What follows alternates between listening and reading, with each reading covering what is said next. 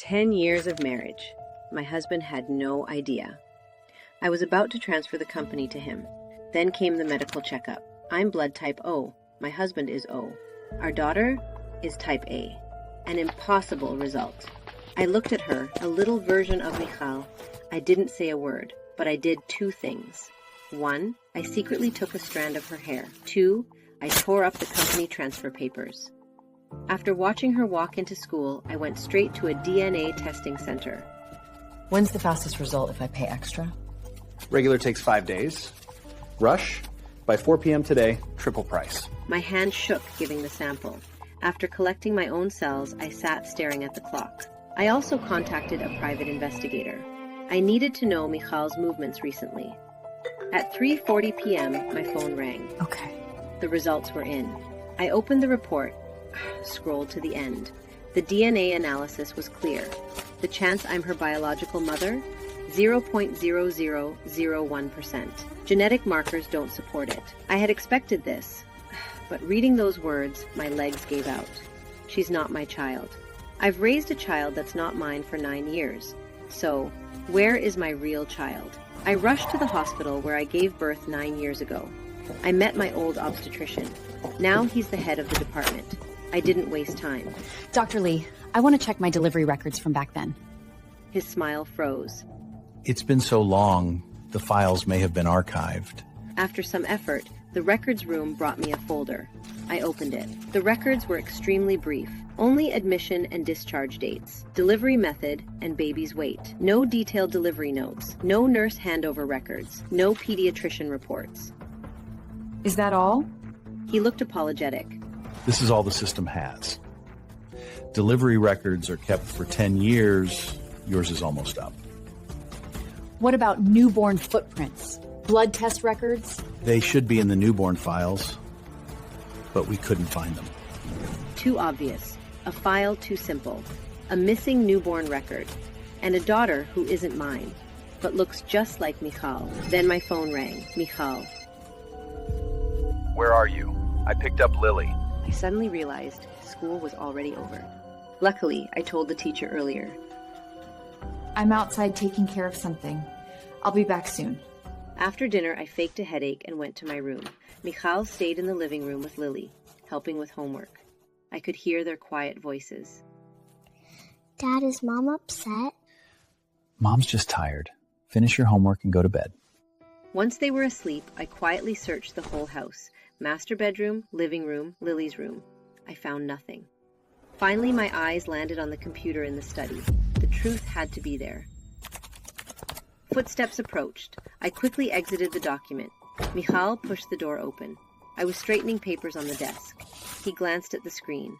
Just the desktop, our photo from 3 years ago. Still not asleep? He asked. Just organizing some old files. He stood there a moment, seemed like he wanted to speak, then just nodded. Go rest early. I lay in the dark that night, hearing his footsteps fade away. I didn't touch the computer again. My mind was a mess. The next morning, I let Michal take Lily to school. He looked at me, picked up the car keys. As soon as they left, I rushed to the study, opened the computer, typed the password. Our wedding anniversary? Wrong. Their birthdays? Wrong. Lily's birthday? Still wrong. I tried the day we first met, his mother's birthday.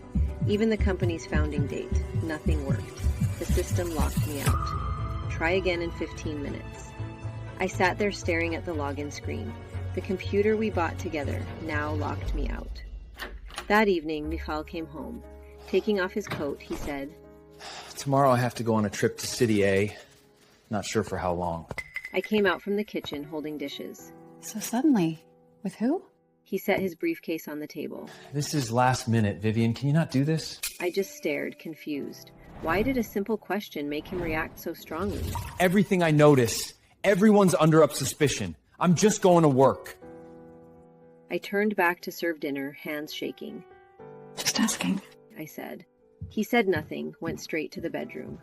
Dinner was quiet. Lily seemed to sense something. She didn't even pick at her food. Later, Michal came out of the shower, picked up his coat. A receipt fell to the floor. After he left, I picked it up. A perfume, expensive, Bought yesterday afternoon. Name unfamiliar. I knew it wasn't for me. 10 years of marriage. Michal hadn't given me gifts. I always excused him. Too busy, not romantic, practical. Now I realized he knows romance. He just didn't give it to me. I noted the receipt carefully. Next morning, after Michal left for the airport, I called the store. I want to check this receipt. Yes, yesterday afternoon.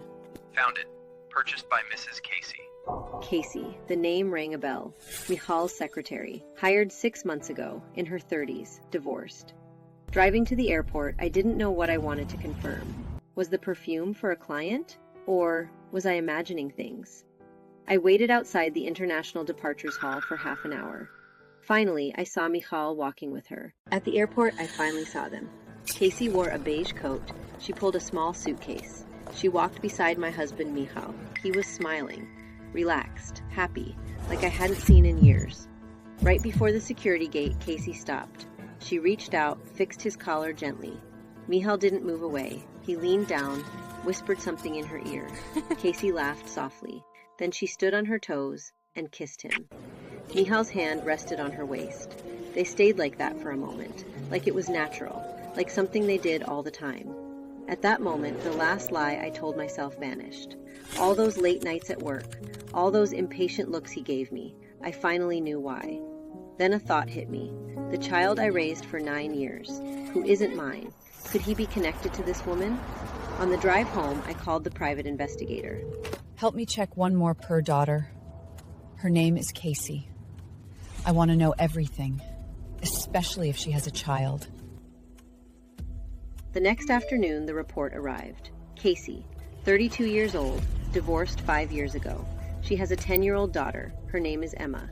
And when I saw her birth date, my blood ran cold. She was born only 1 week apart from Lily. 10 years.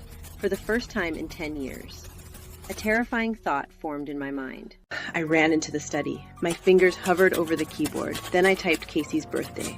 The computer unlocked. Only one folder, work backup. Inside were dozens of folders, organized by year starting 11 years ago.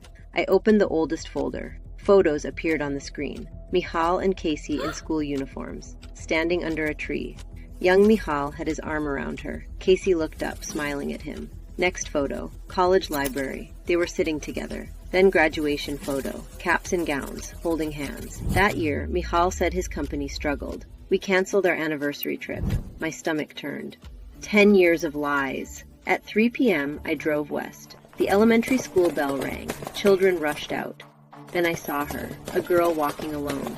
No one came for her. She looked around. Slowly walking down the sidewalk. I held my breath.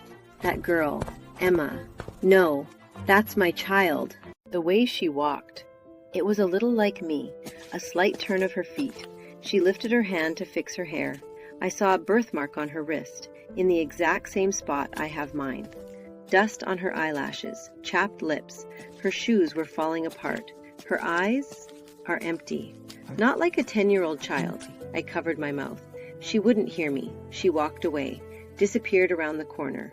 I collapsed on the steering wheel, cried like I'd never cried before, for the child walking home alone, for 10 years of a life out of place, for living like a fool in a life someone else had scripted. I wiped my tears and started the car. At the law office, I placed a USB drive on the table. It had all the photos, the DNA report, hospital files, the perfume receipt, and Casey and Emma's records. I want a divorce. I want him to leave with nothing. I want full custody of my child, and I want him to pay. Walking out of the office, I remembered Michal's words 10 years ago. Vivian, I will give you a lifetime of stability. Turns out, his lifetime was only 10 years. No, maybe less than 10. I took out my phone, called the company's second largest shareholder. Uncle James, about next week's board meeting, I need to discuss something first. Michal probably forgot. This company belongs to my family, the Lin Group. He became CEO because of me. I convinced my father to give him a chance. I can make him rise, and I can make him fall hard. 2 weeks after Michal left, I started liquidating everything I could. Every afternoon, I went near the elementary school in West City. One rainy day, she forgot her umbrella. I waited under the store awning. Half an hour passed. Finally, she ran back, soaked from the rain. On a Friday afternoon, I arrived early. When Emma came out, I got out of the car, pretended to just pass by. I accidentally dropped a folder. She froze, then bent down. Thanks, little guy. Your mom isn't here? She shook her head. Mom's working late. I took out a sealed water bottle, handed it to her. How do you get home? By bus. She hesitated, then whispered. Thanks. I noticed her habit of pressing lips together, just like me. Her eyes are like mine, too. Does your mom often work late? She nodded. Sometimes. What about your dad? She didn't answer, staring at her shoes. Her sneakers were falling apart. The left shoelace was broken. I didn't ask more. I pulled out $200, put it in her hand. Go buy new shoes. She stepped back. No, I can't take it. Just think of it as thanks for helping me pick up the folder. I slipped the money into her backpack. I walked away a few steps, then glanced back. Her eyes looked lost, but something inside me stirred. A decade of lies shattered, My husband had betrayal, no idea. a stolen I was child, about to transfer the company and a to mother's him. quest. Then came the medical Every checkup. twist will My have you blood type hooked. O. My Watch husband is more O. to uncover Our the daughter, truth.